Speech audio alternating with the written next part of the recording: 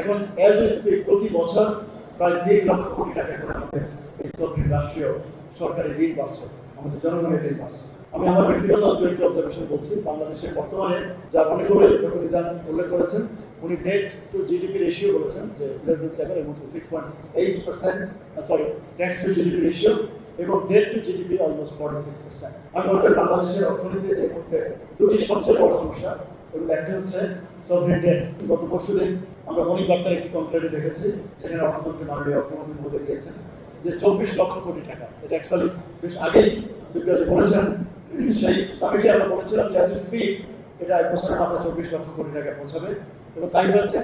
এখন as we speak প্রতি বছর প্রায় 3 লক্ষ কোটি টাকা করে আমাদের এই রাষ্ট্রীয় সরকারি ঋণ বাড়ছে, আমাদের জনগণের ঋণ বাড়ছে। 24 লক্ষ কোটি টাকা আমাদের একটি বড় সমস্যা।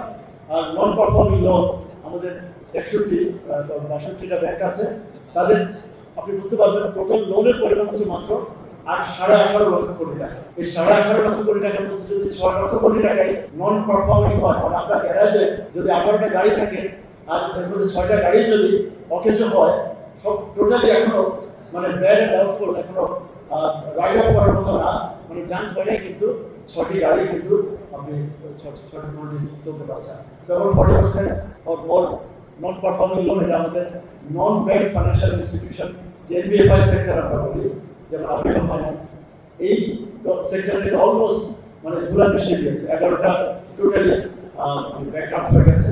আর ব্যাংকের মধ্যে আমাদের যেগুলো প্রাইভেট ইনস্টিটিউশন ছিল, যেটা ডক্টর মিজান বলেছেন, এবং ইসলামী bank largest bank of this country, এবং যে যার প্রতি বছর ছিল every year was a record year in terms of profit, in terms of deposit mobilization, in terms of loan extension.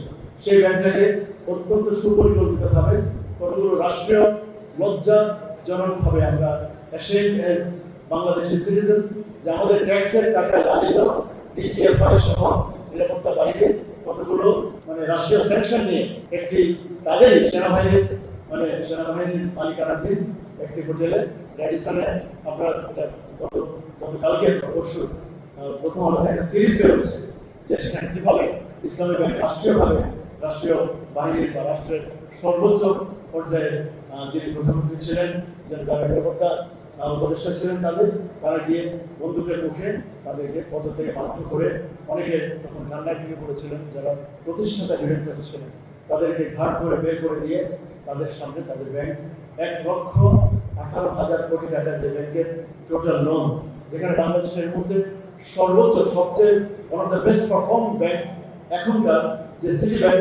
ব্যাংকের বর্তমানে 2026-এ এসে লোন হচ্ছে মাত্র 60 লক্ষ কোটি টাকা, যেখানে ইসলামী ব্যাংক একটা মোটামুটি সাধারণ লোকের, গরিব মানুষের ব্যাংক, সাধারণ বাংলাদেশিদের তার লোনের পরিমাণ ছিল 1,18,000 কোটি টাকা।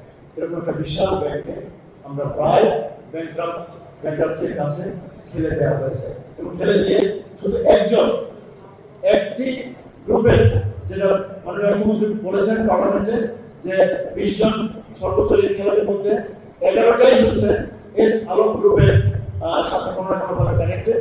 তাদের লোন হচ্ছে 11 অফ দ্য টপ 20, মানে কতটুকু গর্বের বিষয়।